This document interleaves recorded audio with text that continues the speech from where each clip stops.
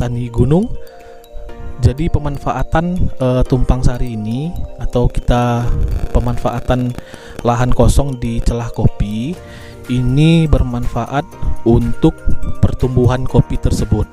Jadi pertumbuhan kopi yang ada ditanam di sebelah atau di samping kopi, kita dengan melakukan tumpang sari menggunakan tanaman cabai rawit ini akan memberikan unsur hara atau memberikan sumber nutrisi kepada tanaman kopi yang berada di sampingnya. Penanaman cabai rawit ini di celah-celah atau di sebelah-sebelah batang kopi itu akan memberikan nilai atau penghasilan yang lebih kepada para petani, karena harga dari cabai rawit sendiri atau cabai caplak di sini itu relatif cukup bagus, karena di sini kisaran itu harga per kilonya antara 15.000 sampai dengan 40.000 rupiah per kilonya. Jadi buat para petani ada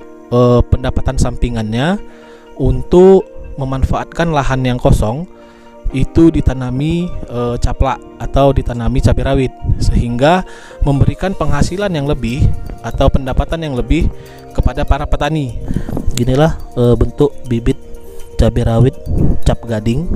Ini usianya sudah 14 hari. Nanti dipindah setelah dari sini nih, nanti akan dipindahkan lagi ke dalam polybag untuk dilakukan pembesaran.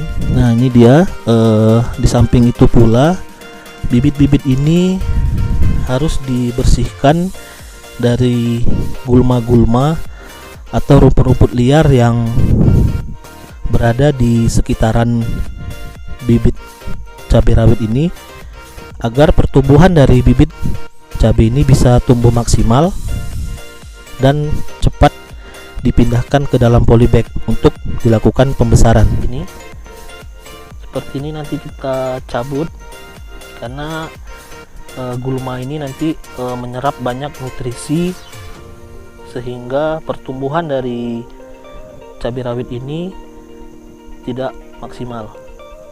Ini kita sisihkan. Bibit ini ditutup menggunakan plastik bertujuan agar air hujan yang jatuh nanti ke bawah bibit cabai rawit ini agar tidak langsung mengenai bibit, sehingga apabila jatuh langsung mengenai bibit, warna plastik juga harus diperhatikan. Itu warna plastik itu harus putih bening. Nah, agar cahaya matahari yang masuk ke bawah atau masuk ke dalam bibit cabai tersebut bisa langsung, sehingga tanaman dari bibit cabai rawit ini bisa tumbuh dan berkembang secara cepat, karena setiap tanaman itu membutuhkan cahaya matahari. Dan juga dari tanaman ini sering dihinggapin oleh hama. Nah, hamanya ini sejenis antrak atau ulat. Jadi ulat ini sering memakani daun-daun nih. Nah, solusinya agar ulat-ulat ini tidak memakan daun-daun dari benih-benih tanaman cabai rawit ini, maka akan dilakukan penyemprotan menggunakan disinfektan. Nah, itu di pasaran biasanya namanya mereknya Antrakol. Nah, Antrakol ini dilarutkan ke air mineral, air bersih, lalu nanti disemprotkan di atas daun benih cabai rawit tersebut.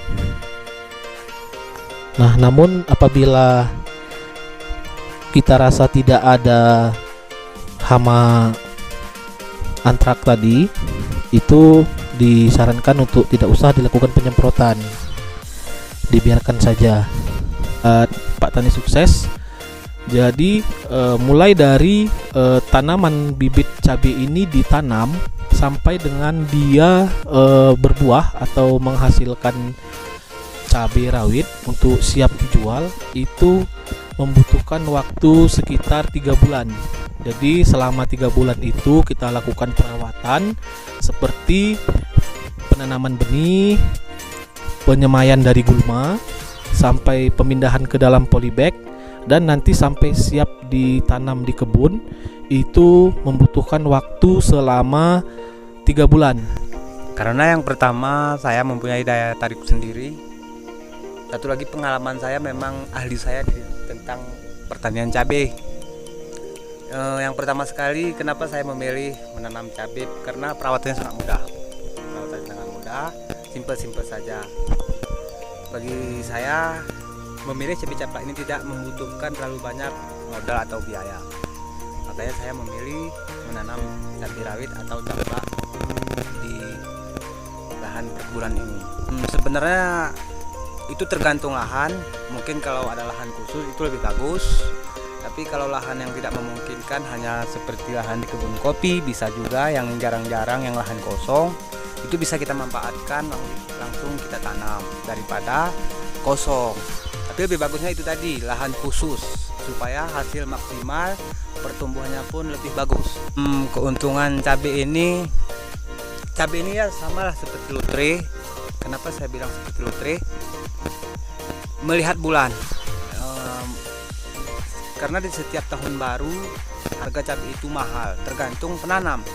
Apabila menanam di bulan 6, maka insya Allah akan kena harga kita pada di bulan 1, 2, dan 3. Kendalanya yang pertama sekali mungkin tidak ada kendala, tetapi kendala yang pertama saat musim berbuah, yaitu kendala yang pertama antrak ataupun antrakol pada buah, itu yang sangat sulit mengatasinya.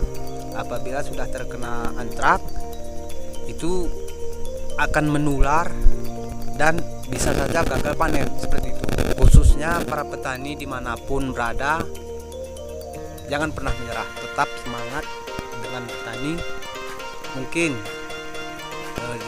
keahlian masing-masing lah, keahliannya tentang bertani, maka semangat tentang tani, yakin tentang tani itu kita akan berhasil ataupun sukses.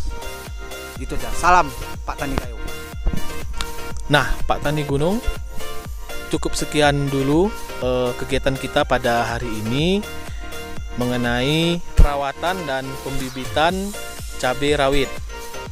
Nah, untuk melihat video selanjutnya, tetap pantau terus channel YouTube kita. Cukup sekian informasi yang bisa kita sampaikan.